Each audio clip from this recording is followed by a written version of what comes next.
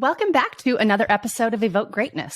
My guest today is Sachs, President and CEO and Chief Inspiration Officer for both Wildsparq and Fireseeds. And as I found out, I'm sad to say, a War Eagle fan. Kidding. I mean, everybody has to have a downfall, but roll tide. I was not aware of that. So, are we starting off on the wrong foot already? I figured I'd throw a curveball at you right out of the gates. But nonetheless, Cord, thank you very much for your time today. I appreciate having you on.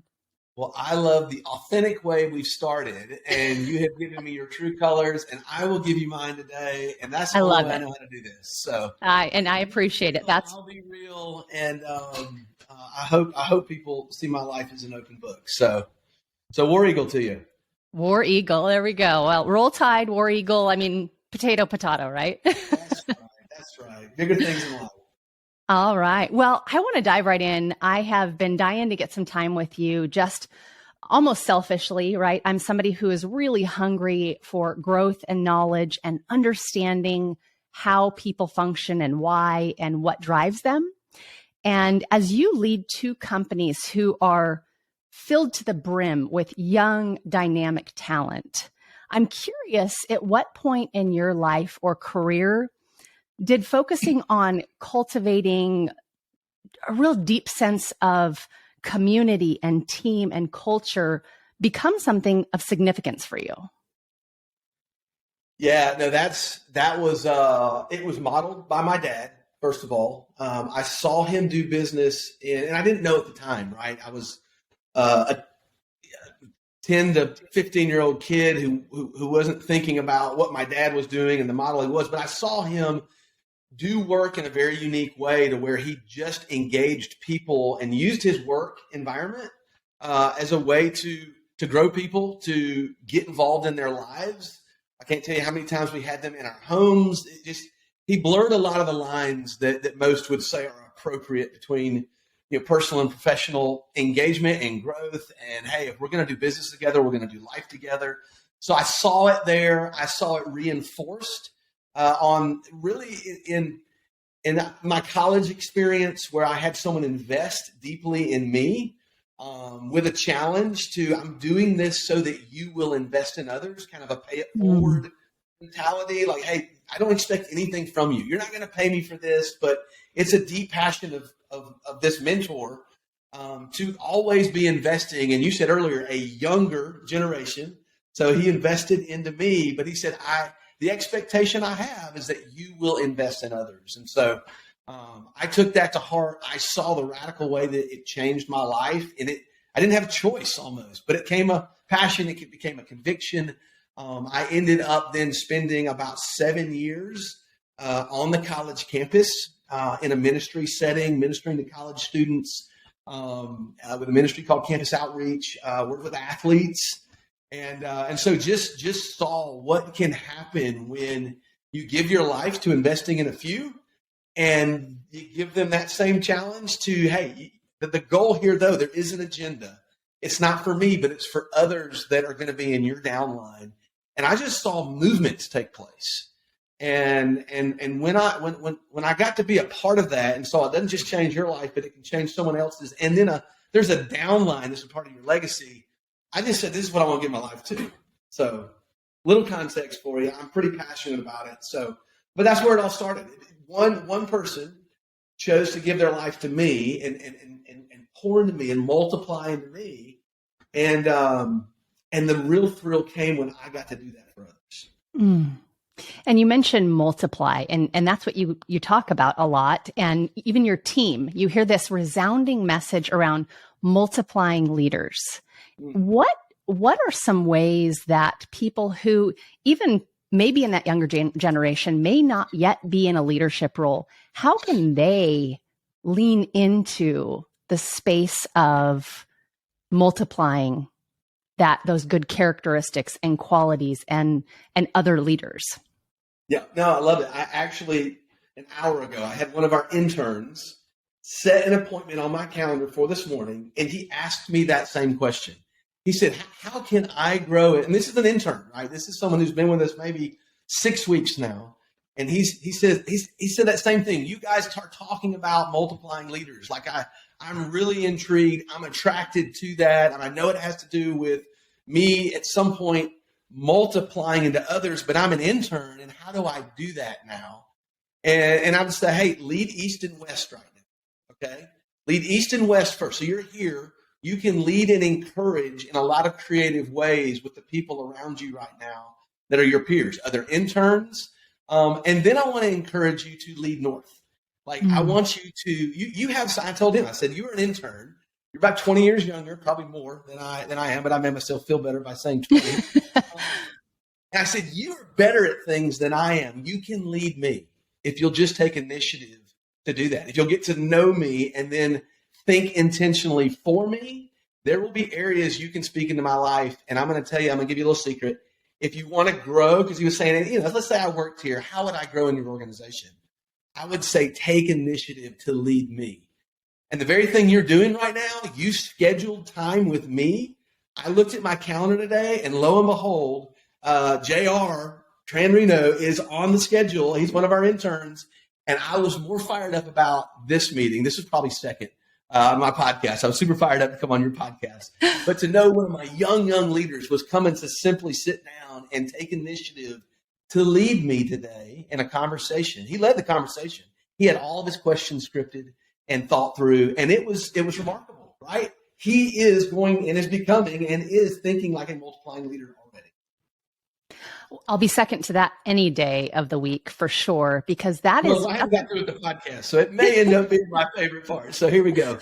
But that's a powerful thing that you are allowing space for, right? If you didn't have time for it, if you didn't create an environment in which people felt like they could step up, regardless of what their role was, if they were an intern or your top leader, if you didn't create space for someone to say, can I get time on your calendar? And here's some things I want to go over, that meeting wouldn't have existed.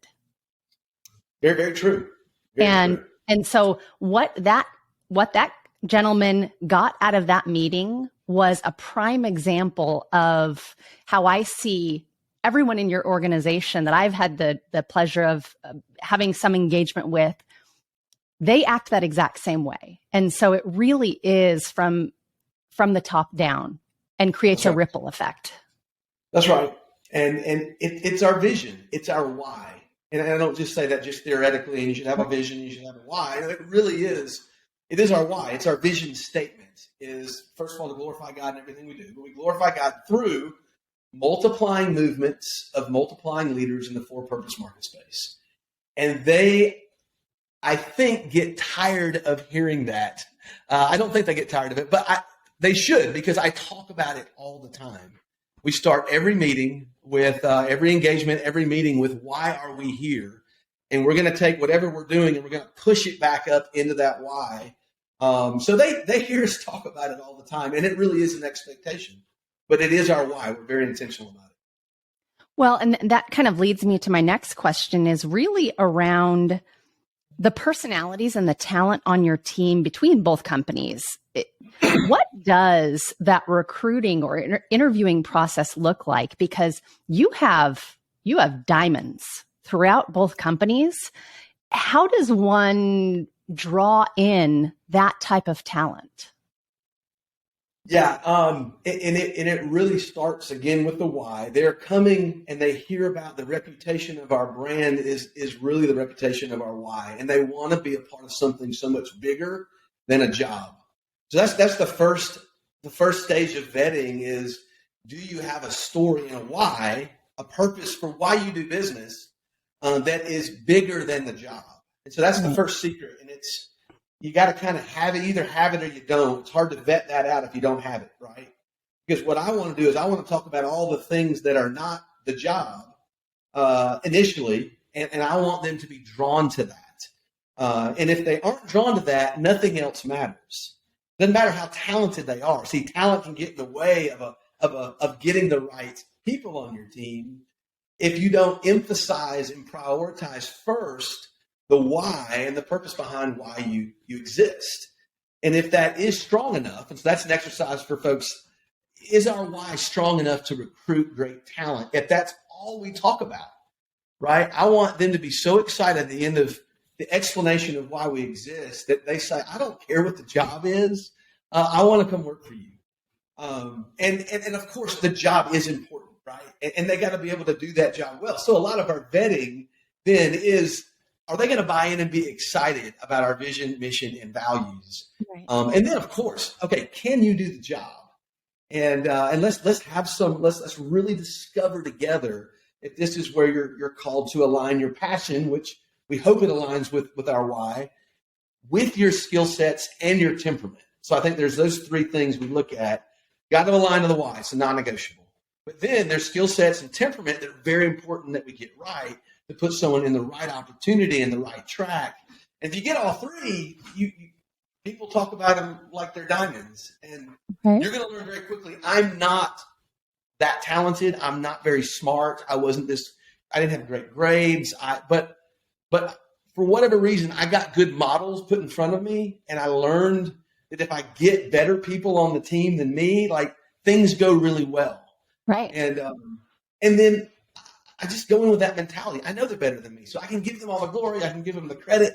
I can affirm and encourage, and I can give them a lot of ownership a lot earlier than most probably executives are willing to give, and probably that most leaders aren't ready to handle. But it's worked out.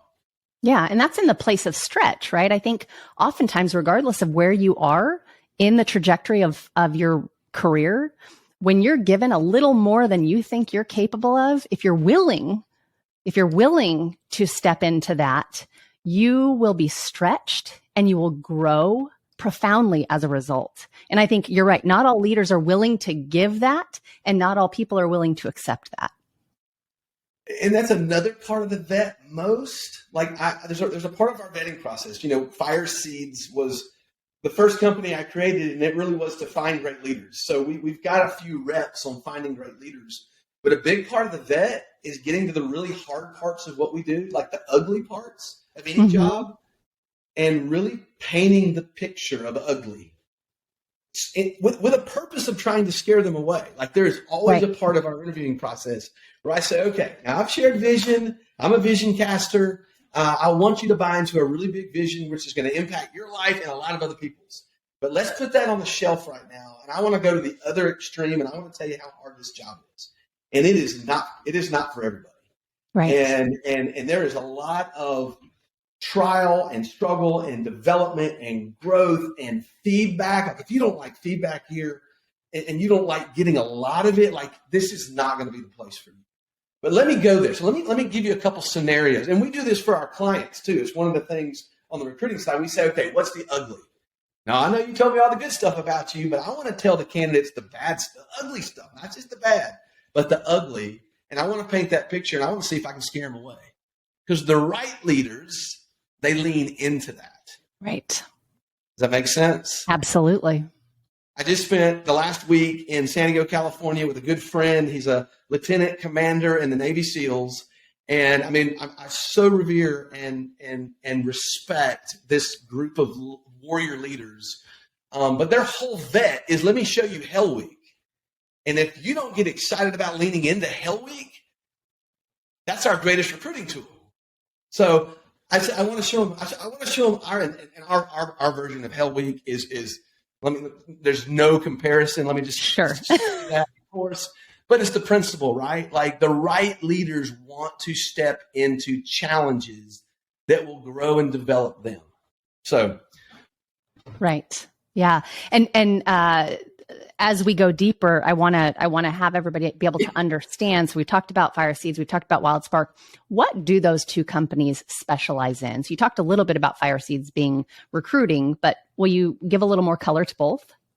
Yeah. So everything goes back to the vision. We're multiplying movements of multiplying leaders in the for-purpose market space. Okay, we want to come alongside other organizations and help them create, as a part of their culture, part of their ethos, a movement that multiplies.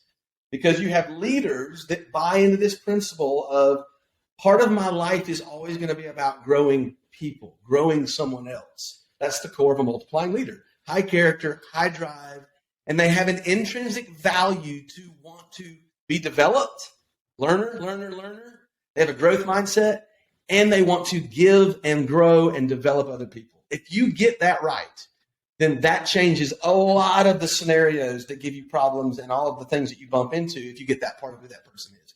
Character, drive, and they want to give their life to growing people, right? So that's the what we do, the what and how is our mission. We discover, deploy, and develop multiplying leaders. So discovery is Fireseeds. We discover multiplying leaders. It's a recruiting firm, really. I mean, we recruit through the lens of how do we attract multiplying leaders. Now, we're going to deploy those multiplying leaders into other companies. So that's the deployment part, right? We're going to deploy a leader, an actual leader that buys into this philosophy of I'm going to be about growing other people at every level. So at entry level, at mid-level, at executive C-suite level, you find someone that always wants to grow. They have an engine, right, a drive component, and they want to build leaders at every level. You can find that. All right. So we discover, we deploy the leader, but then from day one, we said we also want to deploy a development strategy.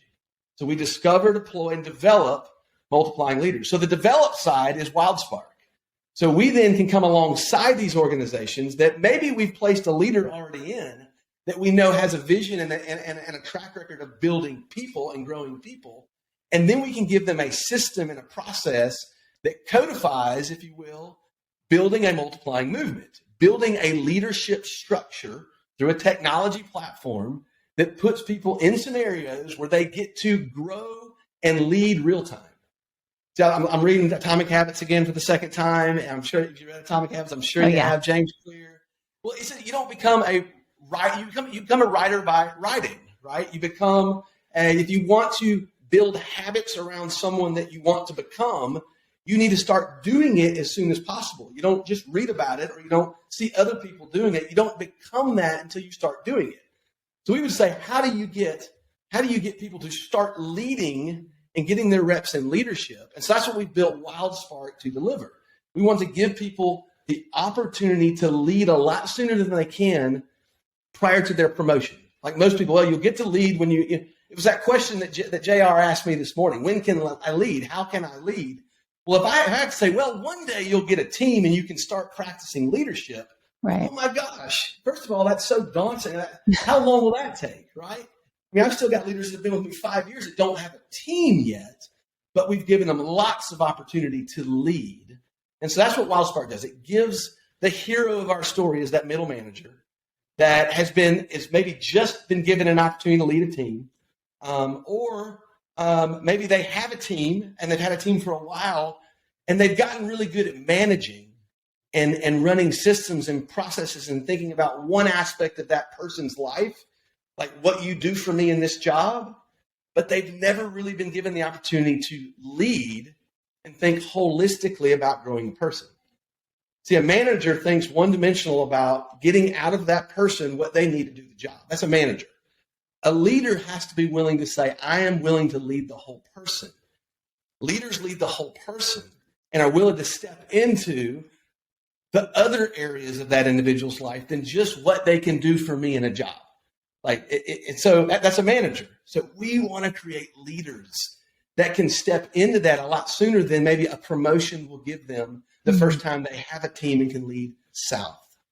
So Wildsparq, it scales a small group leadership experience where middle managers, maybe for the first time, every month they get to lead their teams in a very scripted and, if you will, simple conversation around a leadership topic that allows them to start to get reps. They're just going to facilitate great conversations that are going to be scripted, so it's really, really simple. But the more they do that, the more comfortable they're going to be having conversations around leadership. The more they're going to be comfortable around reflecting on their own leadership and having conversations with their people about where they are and where their people are.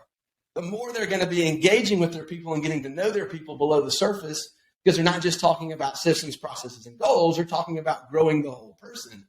And trust and engagement and relationship will go deeper and further beneath the surface.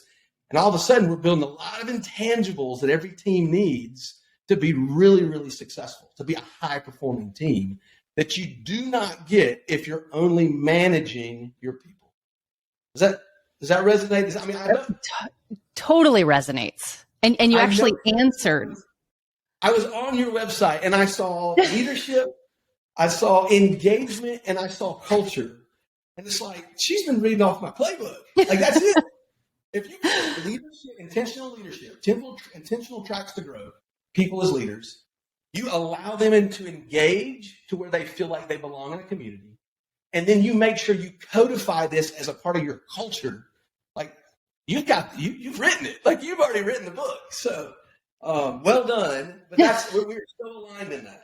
Yeah, no, you answered the question before I even asked it, which was ways that you invest in and pour into your team, and you ever so eloquently answered those palpable ways that you pour into the team, or that you give them the independence, you give them the ability to understand the East and West leadership, then the North and South leadership, there's a distinction in all of that everybody may not understand unless they really are led in a way that opens up that space to understand it. Yeah. So, and I make you a promise. I do say, if you will lead East and West, and you'll start learning to lead North, like from day one, like start. Right. I will promise you, if you stay here, you will one day lead down. You will have a team. You will have an opportunity to formally experience what it is to lead a high-performing team. But you can start now. You don't have to wait to become a leader. Right. So, yep. And that's an important part to understand, is you don't have to wait till you have the title. And I think, again, a lot of your team members embody that. You don't have to wait, and you, I think, allow for each person to really show up as their best self. I mean, you have multiple team members who have podcasts. I saw that you guys were at the Chick-fil-A conference last week. Everything. I mean, it really, and again, right, it's not about the highlight reel, but a lot of us, as we have built this community on LinkedIn, that is kind of where we see the lens through. And so not everything is certainly always the highlight reel, but it's what is crystal clear is how the ripple effect of leadership, of really good, solid foundational leadership, occurs or shows up within your companies. Yeah. No, and it can't be. It has to be who you are as a leader, or who you need to become. Right? You can't just say, "I'm going to go read a good book on this," and go build, if you will, a non-genuine expectation of leadership in your organization. Now, I will say you have to codify it. You have to put it into a formal system and process, just like you have every other aspect. And I will say, if you want to scale, right? I mean, all of us in the startup world, we can sit around the table with a group of folks and organically transfer everything, right? You can transfer your marketing, your sales, your operations. I can hold everybody accountable that sits around the table. But once we start to scale, right, we have to codify everything. We have to codify the systems around marketing and processes and feedback loops. And we know to do that in business. But what usually doesn't take a priority of being codified is your culture. And great cultures that have come, most of them by default. And that's because great leaders that happen to start companies, they reproduce a great culture, but they can lose it very quickly as they start to scale and grow. And their immediate reach is no longer around the table. And they have to depend on the second generation reproducing the what made them special, which is the secret sauce, which is their culture. I'll always point back to that is why you're going to thrive long term. But if you don't codify it as well, you will lose it. It's just too hard to hold on to. It's too slippery. There's too much of it that just doesn't connect to the bottom line profitability of your organization. So you got to work really hard to codify it. And that's one thing Wildsparq really helps you do, is it helps you build a system that will scale pretty immediately with your growth, so that you don't lose leaders learning to lead other leaders, and then scaling and then being able to take another team, someone that's been on a Wildsparq team can then easily transfer into a Wildsparq leader long before they're ready to take on a team, a formal team in the organization to get the promotion. So that's what we love about it. And again, we backed into a really, really cool way to help companies scale culture and leadership development.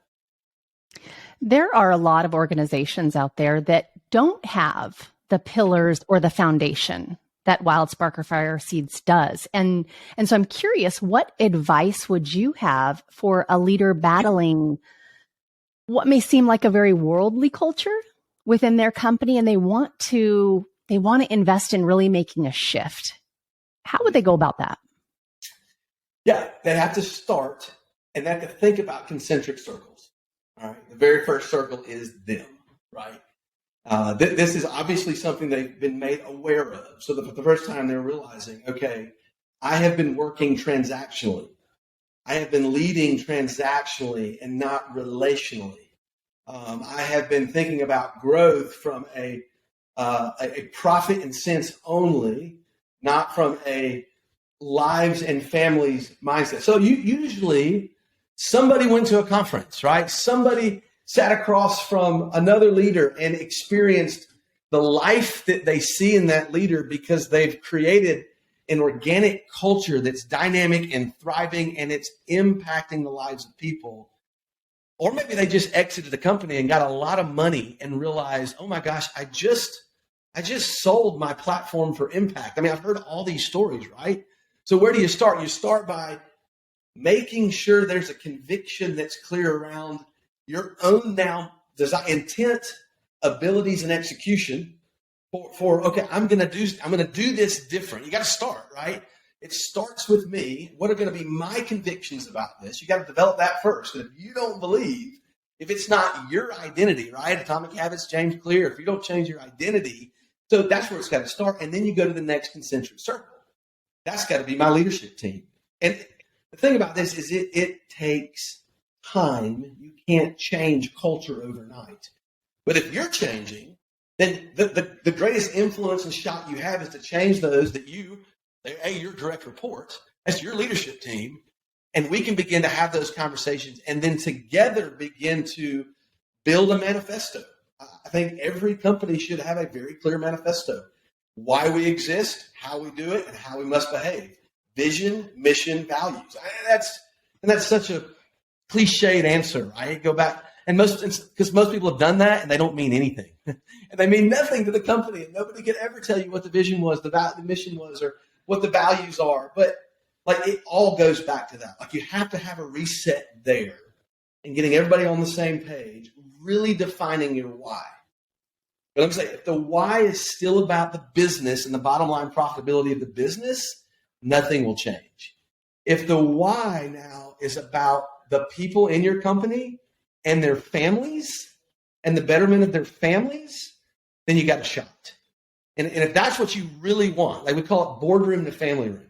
Everybody learns this very early. It's like we've created this boardroom experience, this business, so that we can impact your family room. And that is priority number one.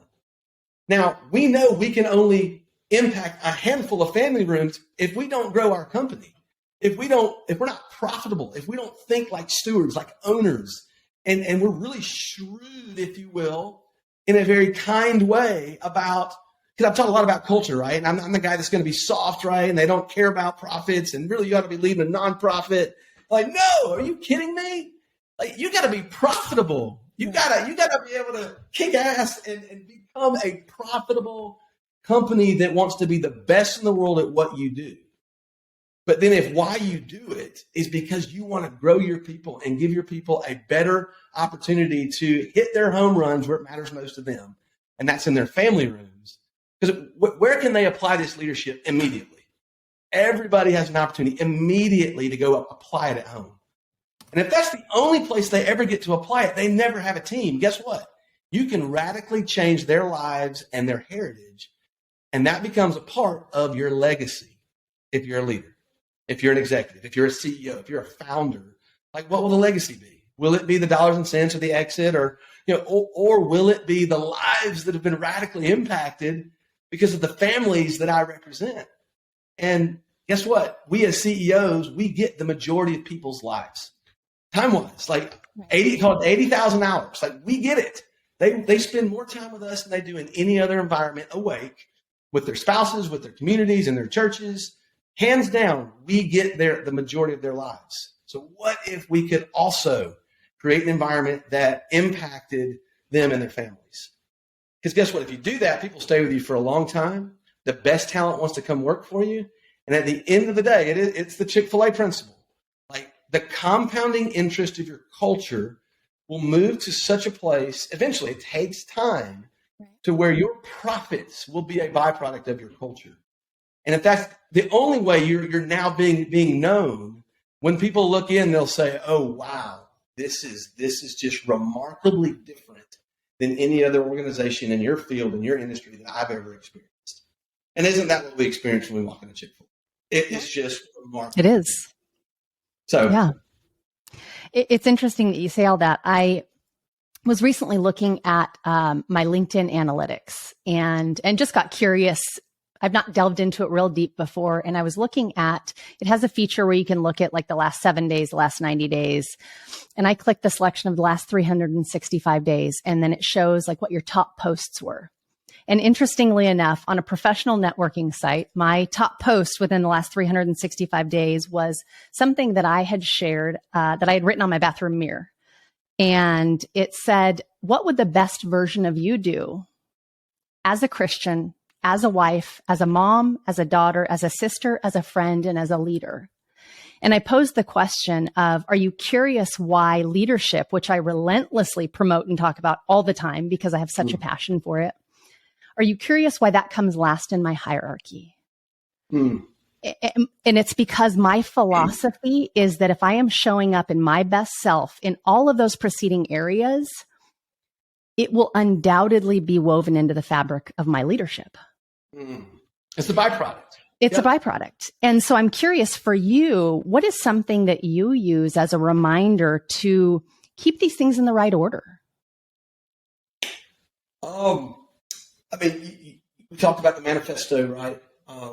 I would say a cadence that holds me accountable, and then a team outside of my work that also is in the trenches and holds me to what I say I'm going to be and do.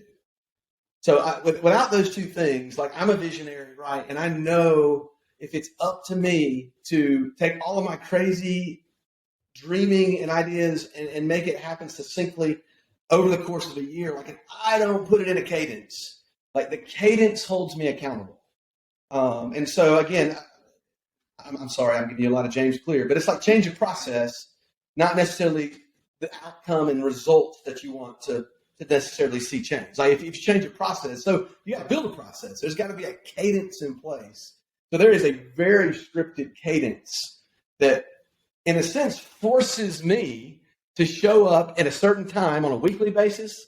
Really, for me, it's a daily, weekly, monthly, quarterly, and an annual basis. We've built in cadences around culture, around leadership, around, and honestly, I tell my people this, I've built a lot of this culture selfishly for me, because if I don't put it into action in a cadence with expectations for real people that are you, like I won't do it.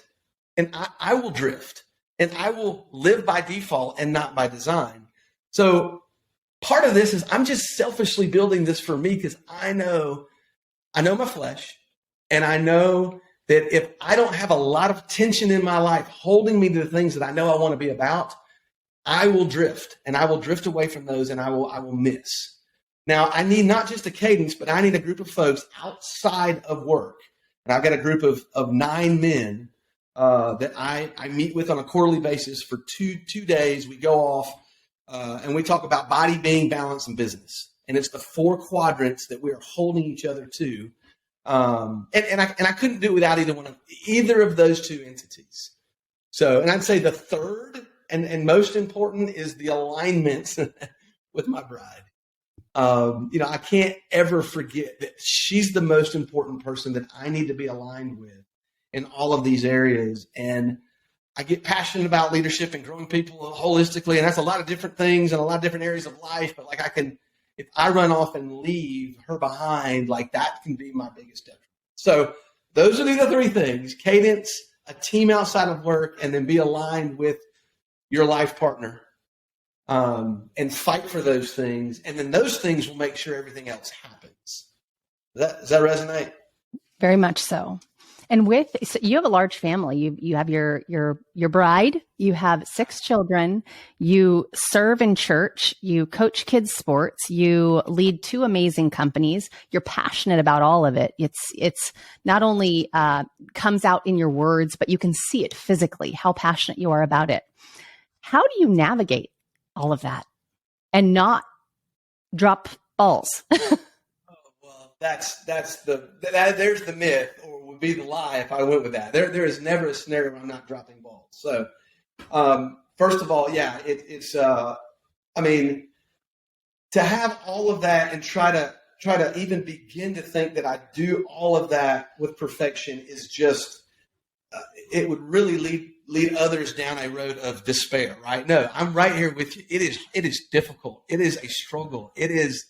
I fail often. I love, Hampton's Fail Fridays, I think, or fail. I so resonate. Like I resonate, Hampton, when you do your fails, your fail posts. Like which ones do I resonate with most? I resonate with your fail posts. And I'm like, Hampton, you don't realize how powerful those are. Like you're getting more and more of a presence and you're an influencer, and like people can begin to think that you're like superhuman. And just anybody that gains influence, they gain. And the greatest thing you can do is I'm just like you. Like I struggle every day, and I have to fight, and I have to work, and I have to surrender. Like my 2 words. Like every year we start off and we take our team for a full day, and that full day at the beginning of the year, we call it the first fruits. They go into you as a team. And I'm going to do this too. So I'm going to do this with you. And we're going to set goals and think for our families for a full day and get very, very specific with how we want to grow in our body, in our being, in our balance. And then, hey, guess what? Next week, we'll start business. But this week, on this day, we're doing body, being, and balance. And that's your body. That's a steward of your temple. You're who you are. This is the present. And if that breaks down, guess what? You can't keep serving and leading and being the person you want to be. So, body, your being is your relationship with the spiritual aspect of who you are. And I'm very clear with who that is in my life.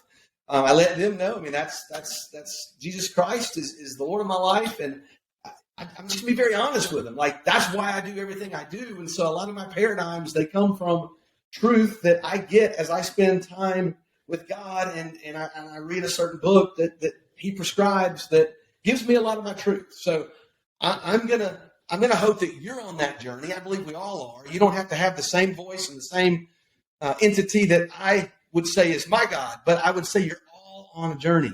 So your body's got to be working well. Your being, your relationship with this spiritual aspect of who you are, it's got to be working well. And then your balance, like the relationships and concentric circles out, like how are you prioritizing those? If those 3 things aren't going well, you will not bring your best person to work. You will, in fact, it will be what will train wreck you, and it will have the biggest impact on work and your productivity in my workplace. So again, there's an agenda here, right? But I think they know I love them, I care for them. But it's because I need you guys to help me do the same things I'm asking you to do. And if I don't have you, and I don't have a cadence, and I don't have this other team, and I haven't built structure and expectation around them, I will not be a better version of myself next year either. So I'm going to do the very same thing that you're doing as we plan through those 3 areas of our life. And then guess what? We're ramping up business next week. So that's great. That's how we operate and the pressure that I want to take off. Like you don't have to get it right. Mm-hmm. You just got to fail forward. Right. You got to stumble forward. As long as you're stumbling forward, you're moving. Like, again, just got back from the SEALs experience, and it's just never quit, always be moving forward. Like it was really, really simple. But if you never quit and you're always moving forward, it doesn't matter. Sometimes you're sprinting, sometimes you're Marcus Luttrell, and you're crawling to the next line for your life. And I would say a good portion of my life has been that too. So, hey, I'm in the struggle, I'm in the crap, I'm in the suck with you and with everybody listening, because that's life. Like that's what we're in right now. It's going to be a struggle. So don't paint a picture that I've got this thing figured out and man, this guy, I could never be like him. Like it's It's every day making it a priority to have the right conversations, and starting with my wife, to my kids, to my team, to my church, in the right context, and just trying to have positive tension holding me to those things so I don't drift. And my guess is you have some daily routines or habits that really keep you in line, keep you aligned with what your focus is, with what your mission and vision is. So I'm curious, what are some daily routines or habits that you do on a regular cadence that are like your non-negotiables? What are you not willing to not do? Yeah. So, again, it would go back to this framework: body being balance, and business. Business is always the fourth tier.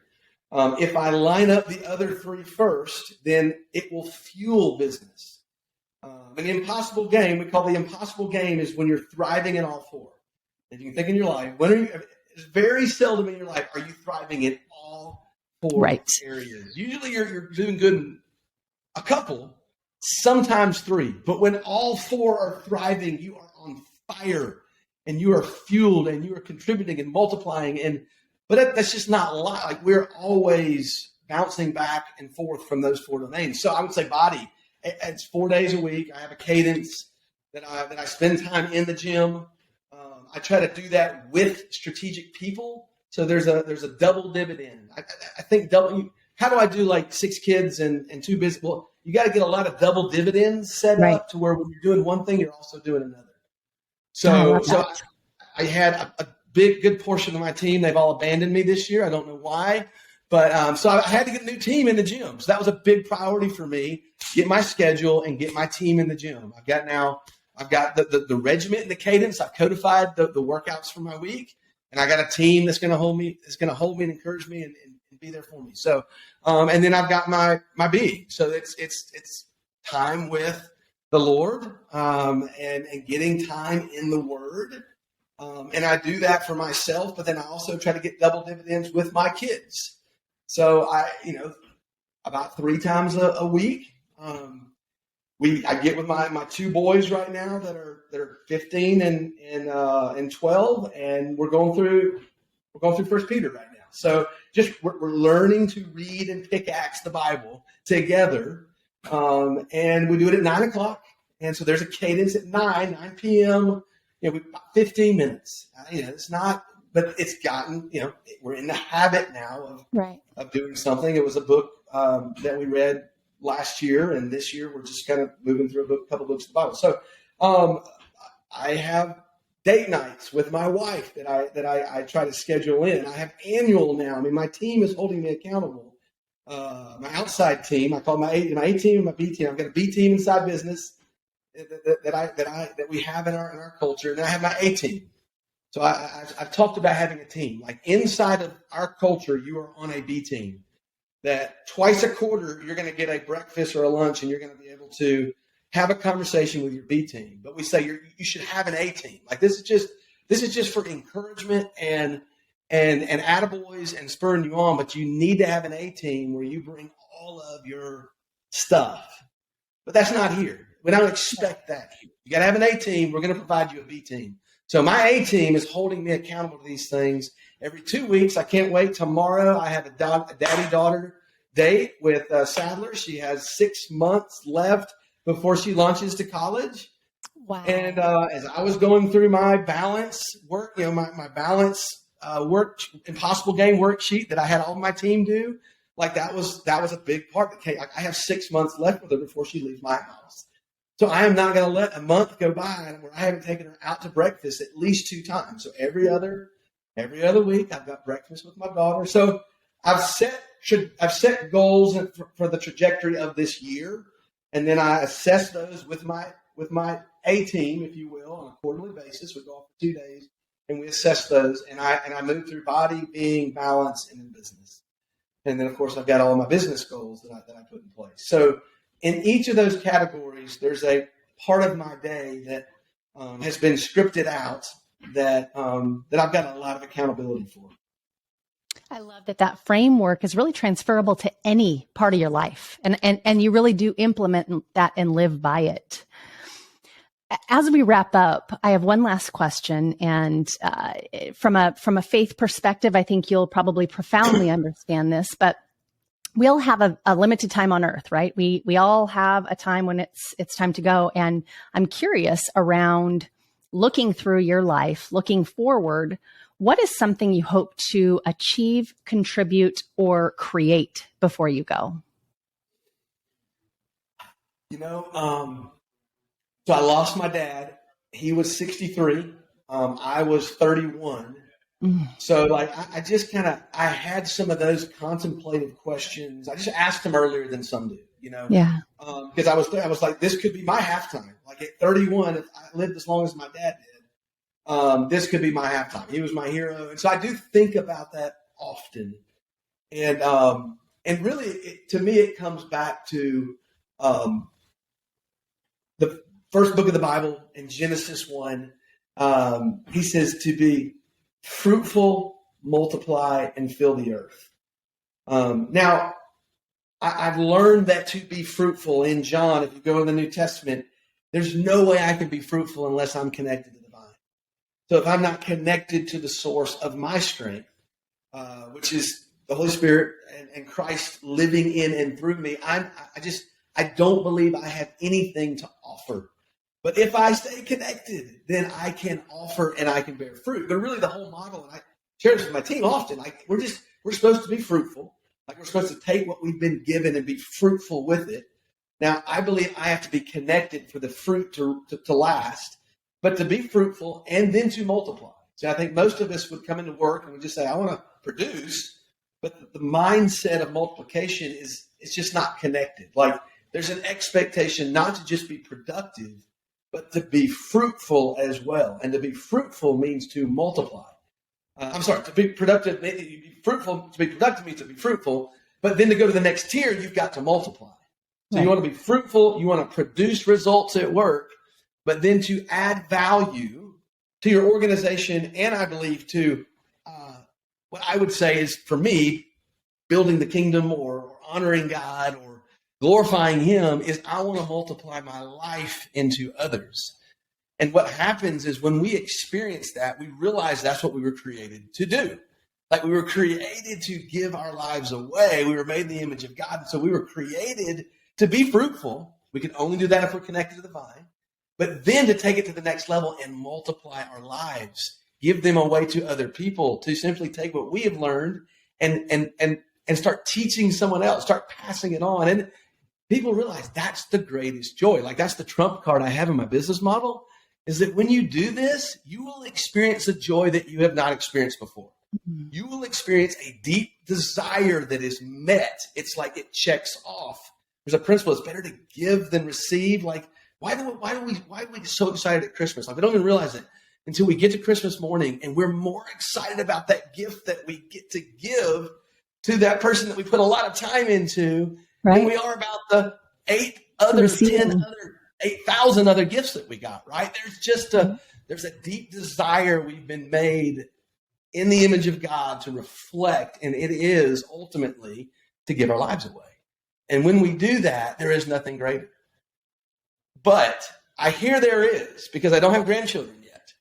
And so there's no greater joy than giving your life to your kids and seeing, I've got one now that's about to graduate Auburn, and I'm just so proud of them. I got another one that's in Auburn, and she's moving through. I'm proud of her too. I'm proud of all my kids, but like I've got one that's kind of about to launch really outside, and just to see him reproducing some of the things that are near and dear to my heart. And he's president of his fraternity right now, and he's vice president of the business school.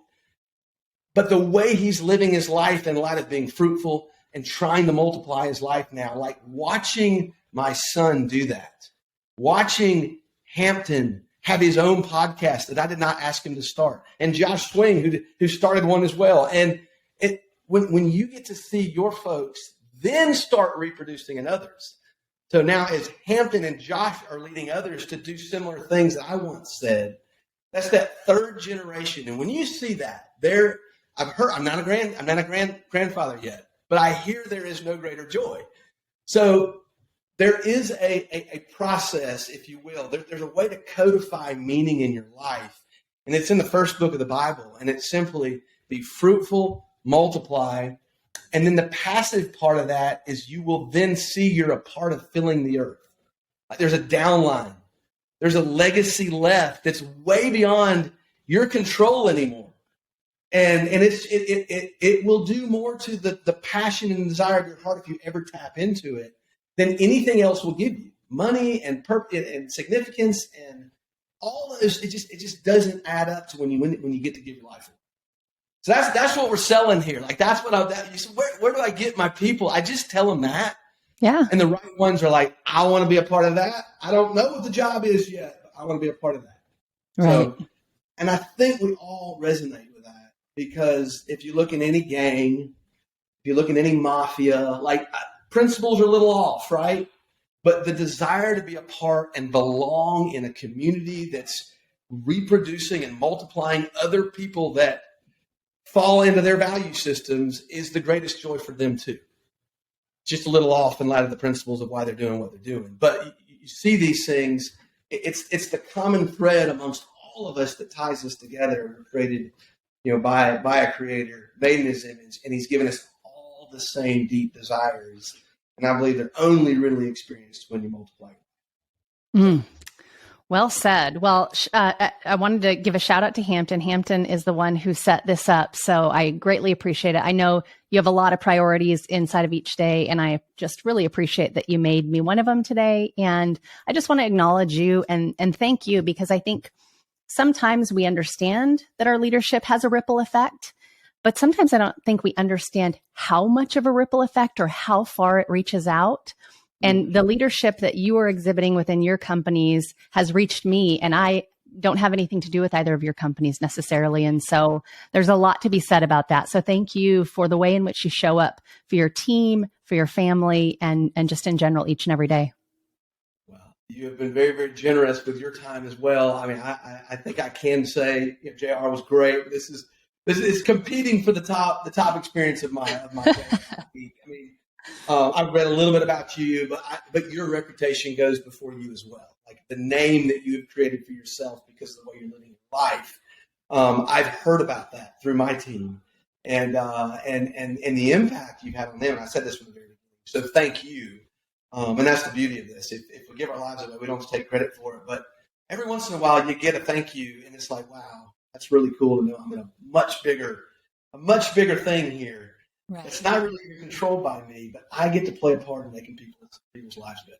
So thank you.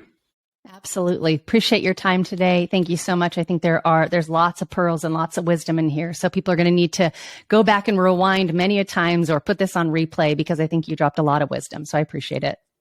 Well, anytime I can be of help or service, please don't hesitate to call.